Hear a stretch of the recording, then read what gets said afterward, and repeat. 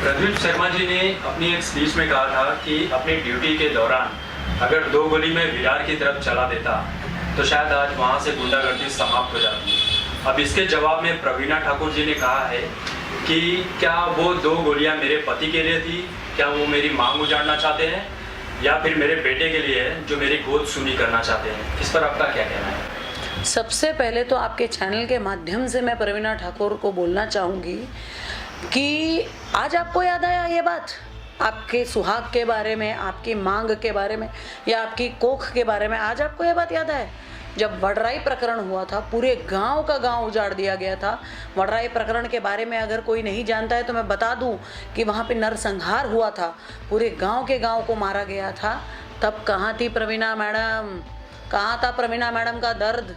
आज अपने पति पे बात आई तो बराबर अपना सुहाग दिख रहा था। क्या उस वडराई गांव में लोगों को मारा गया तब तुमको दर्द नहीं नजर आया लोगों का? तब वहाँ पे जो औरतें विधवा हुई तब उनका दर्द नज़र नहीं आया? जो बच्चे अनाथ हुए तब उनका दर्द नहीं नज़र आया? और जो जिनके पति मरे, जिनके बेटे मरे, तब उनका दर्द आपको नहीं नजर आया?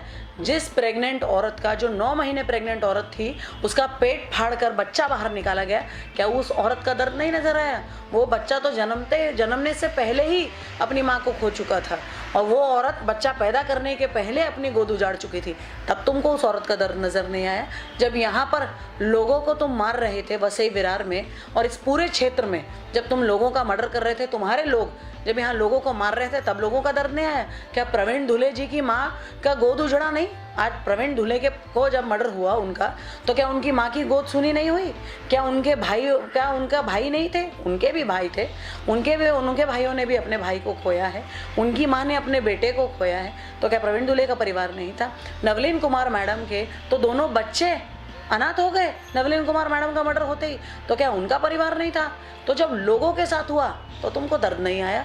जब तुम्हारे पति पे उंगली उठी तुमको दर्द नजर आया?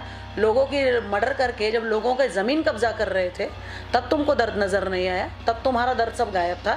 लोगों का मर्डर करके लोगों का ज़मीन कब्जा किया और इतनी संपत्ति बनाई लोगों की ज़मीन कब्जा कर करके, तब तुमको दर्द नज़र नहीं आया? आपके चैनल के माध्यम से मैं प्रवीणा ठाकुर को पूछना चाहूँगी कि इतनी करोड़ों की जो संपत्ति तुमने कमाई है, कौन सा व्यापार किया था, कौन सा बिजनेस किया था जो इतना संपत्ति बनाया है, जो तुमने इतना फटाफट बिजनेस बनाया? यहाँ वसई विरार की जनता को बताओ कि तुमने कौन सा व्यापार किया और इतना करोड़ों की संपत्ति जो तुम्हारे पति ने अपने एफिडेविट में दिखाया है, तो इतना कौन से बिजनेस से आया? ये वसई विरार की जनता को बताओ ताकि वसई विरार की जनता भी करोड़पति हो सके। तो तब तुमको ये सब याद नहीं आया? लोगों के मर्डर करके ज़मीन हड़प रहे थे ना तुम लोग। आज नरेंद्र भोईर को और शेखर भोईर को मोनोपोली क्यों दी गई है? क्योंकि नरेंद्र भोईर ने सुरेश दुबे को गोली मारी थी, मेरे पिताजी को गोली मारी थी और उनको मोनोपोली दी है कि यहाँ पे वसई तालुका में कोई भी बिल्डिंग बनाएगा, अगर माल खरीदना है तो खाली पलाश एंटरप्राइज से, जो शेखर भोईर का है, जो नरेंद्र भोईर के सगे भाई है। तो तब तुमको दर्द नज़र नहीं आया? मेरे पिताजी को जब मारा था मैं मात्र 6 साल की थी, तब तुमको दर्द नज़र नहीं आया? मेरी दादी 30 साल के बेटे को अपने गोद में ली थी, तब मेरी दादी का दर्द तुमको नज़र नहीं आया? मेरी माँ 30 साल की थी जब मेरी मम्मी 26 साल की थी, 26 साल की थी जब उन्होंने अपने 30 साल के पति को खोया था। 26 साल की उम्र में मेरी माँ विधवा हुई, तब तुमको दर्द नज़र नहीं आया? तो हमारा दर्द तुमको नहीं आया? तुमने तो हमारा ज़िंदगी खराब कर दिया। हमको तुमने मेरी माँ को तुमने विधवा किया, मेरी दादी का कोख उड़ा है, मेरे दादाजी ने अपने 30 साल के बेटे को गोद में कैसे उठाया था, ये तुमको समझ में आया? ये तुमको समझ में नहीं आया? हम तीनों बहनों को तुमने अनाथ किया, तब तुमको ये समझ में नहीं आया? तो हमारे दर्द को कौन देखेगा? तुमको तो तब ये दर्द समझ में नहीं। आज अपने पति के लिए तुम बोल रही हो, क्या हितेंद्र ठाकुर के लिए बोला? क्या प्रदीप शर्मा ने बोला कि मैं हितेंद्र ठाकुर को गोली मारूंगा, क्षितिज को गोली मारूंगा? प्रदीप शर्मा ने बोला कि 2 गोली मारा होता, 2 गोली उनको मारा जिन्होंने ये सब काम किया। हमारा दर्द नहीं, तुम्हारा दर्द है। हमारे पिता को मारा वो कुछ नहीं। हम बचपन से सुनते आए थे कि हमारे पिता को गोली मारी है। हमको नहीं पता था किसने गोली मारी। 5 साल का बच्चा नहीं समझ सकता है। मेरी छोटी बहन 1.5 साल की थी, उसको तो पापा की शक्ल भी याद नहीं है। तो हमारा दर्द हम लोग जानते हैं, तुम नहीं जानती हो। आज तुमको दर्द महसूस हो रहा है, लोगों के सामने तुम इमोशनल डायलॉग मार रही हो।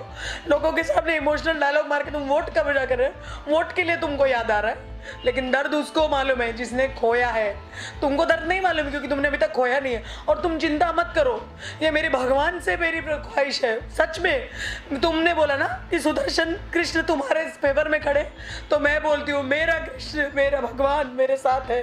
तुम्हारे पति और तुम्हारे बेटे या तुम्हारा परिवार 2 गोली से नहीं खत्म होगा।